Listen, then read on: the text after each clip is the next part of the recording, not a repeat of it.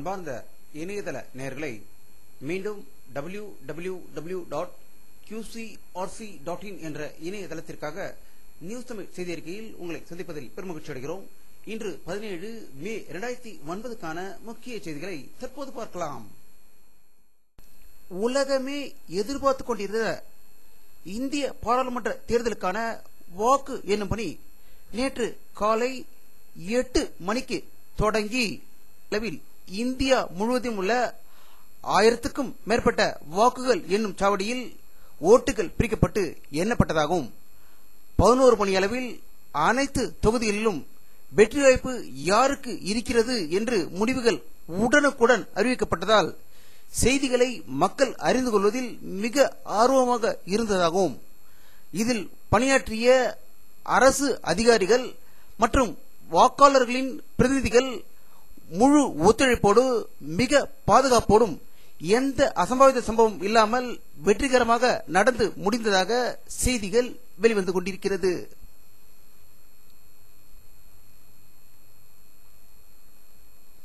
இந்திய தேர்தல் ஆணையம் உலகத்தையே வியக்கும் அளவில் ஒரு சில அசம்பாவிதங்கள் தவிர மிக அமைதியாக தேர்தலை முடித்திருக்கிறது என்று கூறினால் அது மிகையாகாது. அனைத்து தொகுதிகளிலும் வெற்றி வாய்ப்புகள் முடிந்த பிறகு அதனுடைய முழு அறிக்கையை வரும் திங்கட்கிழமை அன்று இந்திய ஜனாதிபதி திருமதி பிரதீபா பட்டேலிடம் சமர்ப்பிக்க இருப்பதாக டெல்லியில் இருந்து தகவல்கள் வெளிவந்து கொண்டிருக்கிறது.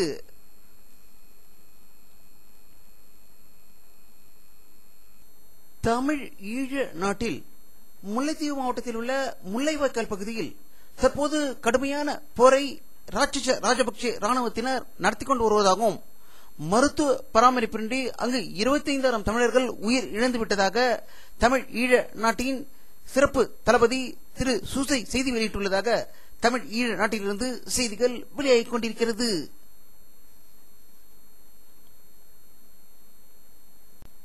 பச்சை தமிழன் இயக்குனரின் சிகரம் என்று அழைக்கப்பட்ட பாரதி ராஜாவின் சென்னை அண்ணா சாலையில் உள்ள ஜெமினி மேம்பாலத்துக்கு அருகில் உள்ள அவருடைய அலுவலகம் நேற்று இரவு மர்ம கும்பலால் தாக்கப்பட்டதாகவும் காங்கிரசுக்கு எதிராக அவர் பிரச்சாரம் செய்ததில் காங்கிரஸ் தலைவர்கள் மண்ணை கவ்வியதும் ஈழ தமிழர்களுக்காக சுதந்திர போராட்டர் போல் போராட்டம் நடத்திய பாரதி ராஜாவால் தான் காங்கிரஸ் தலைவர்கள் மண்ணை கவ்வியது என்று தமிழகமே உறுதி செய்துள்ள நிலையில் அவருடைய அலுவலகம் தாக்கப்பட்டது காங்கிரஸ்காரர்களா திமுக காரர்களா என்ற சந்தேகம் எழுந்துள்ளதாகவும் போலீசார் விசாரணை நடத்தி வருவதாகவும் தேனாம்பேட்டையிலிருந்து செய்திகள் வெளியாகிக் கொண்டிருக்கிறது.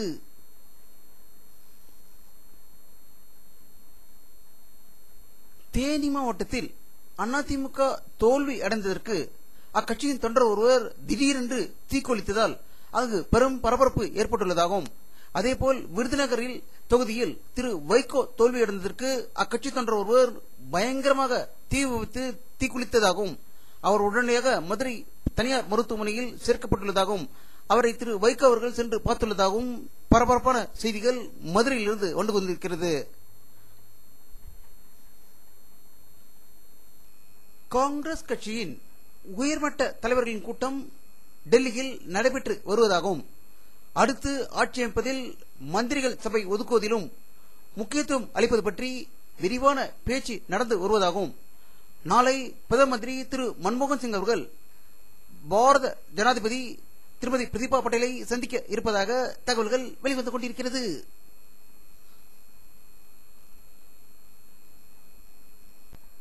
ஒரிசா மாநிலத்தில் நடந்த சட்டசபை தேர்தலில் எந்த கட்சியினரும் கூட்டணி வைக்காமல் தற்போதைய முதல்வர் திரு நவீன் பட்நாயக் அவர்கள் தங்களுடைய பதவியை தக்க வைத்துக் கொண்டு மாநிலத்திலும் மீண்டும் ஆட்சி அமர இருப்பதாக ஒரிசாவிலிருந்து தகவல்கள் வெளிவந்து கொண்டிருக்கிறது.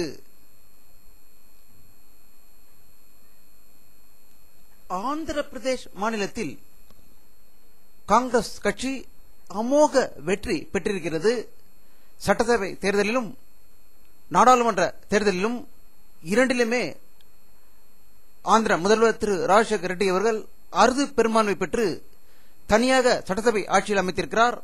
அதேபோல் நாடாளுமன்றத்திற்கும் 33 தொகுதிகளை கொடுத்திருப்பதால் அங்கு மாபெரும் சந்தோஷ ஆர்ப்பாட்டங்கள் ஹைதராபாத்தில் நடந்து கொண்டிருப்பதாக தகவல்கள் வெளிவந்து கொண்டிருக்கிறது.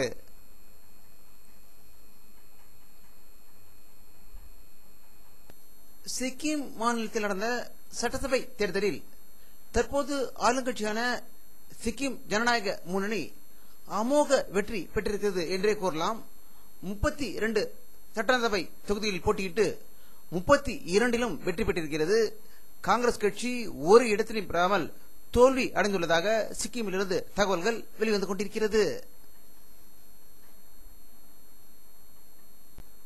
தமிழகத்தில் சிவகங்கை தொகுதியில் போட்டியிட்ட மத்திய உள்துறை அமைச்சர் ப. சிதம்பரம் முதலில் இருந்தே தோல்வியை தழுவிக்கொண்டு வருகிறார் என்று அனைத்து ஊடகங்களும் செய்திகள் வெளியிட்டிருந்தது. அதன் தோல்வி அடைந்து விட்டார் என்ற செய்தி வந்த நிலையில் இரண்டாவது முறையாக வாக்குகள் எண்ண வைத்து டெல்லியிலிருந்து வந்த பிரஷர் காரணமாகவும் அந்த மாவட்ட கலெக்டர் மற்றும் தேர்தல் அதிகாரிகளும் கூட்டு சேர்ந்து கொண்டு திருட்டுத்தனம் செய்து வெற்றி பெற்றுள்ளதாக அவரை எதிர்த்து போட்டியிட்ட கண்ணப்பன் செய்தி வெளியிட்டிருக்கிறார். சிதம்பரத்தின் தோல்வியின் முகத்திரை கிழிக்க இருப்பதாகவும் அவர் மீது வழக்கு தொடர்ந்து அவரை மண்ணக்கை வைக்க வேண்டும் என்பதே எங்கள் நோக்கம் என்று கண்ணப்பன் கூறியிருப்பதால் அவருடைய எதிர்காலம், சிதம்பரத்தின் எதிர்காலம் கேள்விக்குறியாக உள்ளது என்று செய்திகள் வெளியாகிக் கொண்டிருக்கிறது.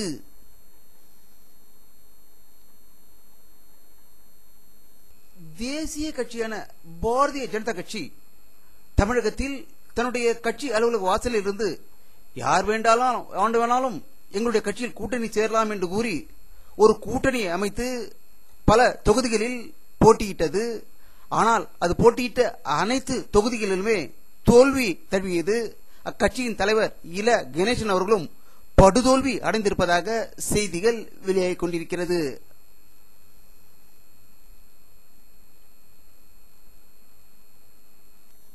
இந்த தேர்தல் முடிவுகள் இடதுசாரி கட்சிகளுக்கு மிகப்பெரிய பின்னடைவை ஏற்படுத்தி இருப்பதாகவும் அது பற்றி விரிவாக ஆராய வேண்டிய நிலை ஏற்பட்டுள்ளது என்று மார்க்சிஸ்ட் கம்யூனிஸ்ட் கட்சியின் பொதுச் செயலாளர் பிரகாஷ் கராத் கருத்து வெளியிட்டுள்ளதாக தகவல்கள் வெளிவந்து கொண்டிருக்கிறது.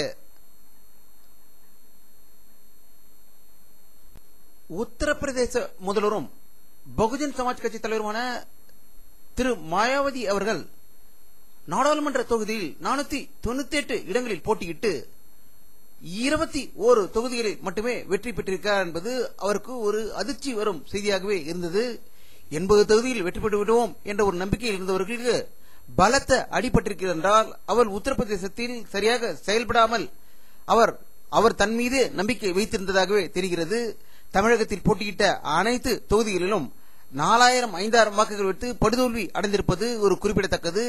இவர் முதலில் உத்தரப்பிரதேச மக்களை சரி செய்துவிட்டு பிறகு இந்திய மக்களுக்கு சேவை செய்து வருவதே நல்லது என்று அரசியல் வல்லுநர்கள் கருத்து வெளியிட்டிருக்கிறார்கள்.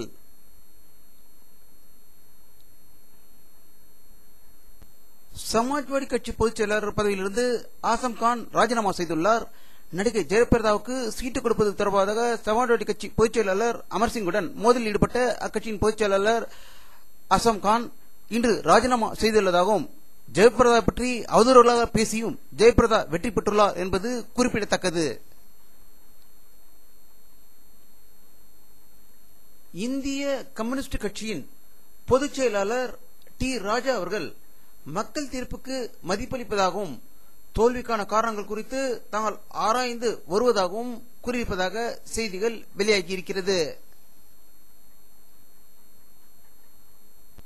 சென்னை தியாகராஜ நகரில் உள்ள நல்லி சில்க் என்ற ஒரு பிரபல துணிக்கடையில் புதிய கட்டிடத்தில் வேலை நடந்து கொண்டிருந்த போது மின்சாரம் பாய்ந்து 5 பேர் பரிதாபமாக உயிரிழந்ததாக ஒரு அதிர்ச்சி தகவல் டி நகரிலிருந்து வந்து கொண்டிருக்கிறது.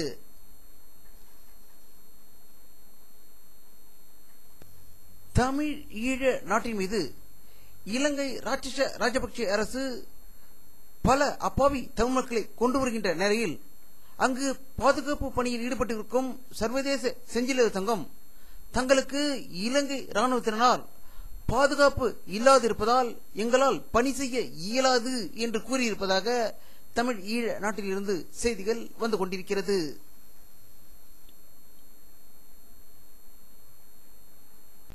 அரபு நாடுகளில் ஒன்றான குவைத் நாட்டில் நடைபெற்ற பாராளுமன்ற தேர்தலில் முதலில் பெண் வேட்பாளர் ஒருவர் வெற்றி பெற்றிருக்கிறார் என்று குவைத்திலிருந்து தகவல்கள் வந்து கொண்டிருக்கிறது.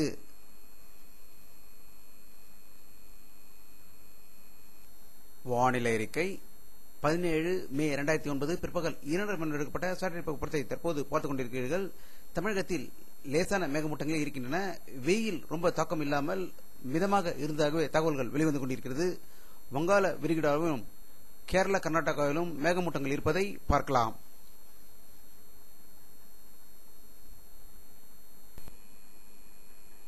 இத்துடன் இந்த செய்தி அறிக்கை நிறைவடைகிறது.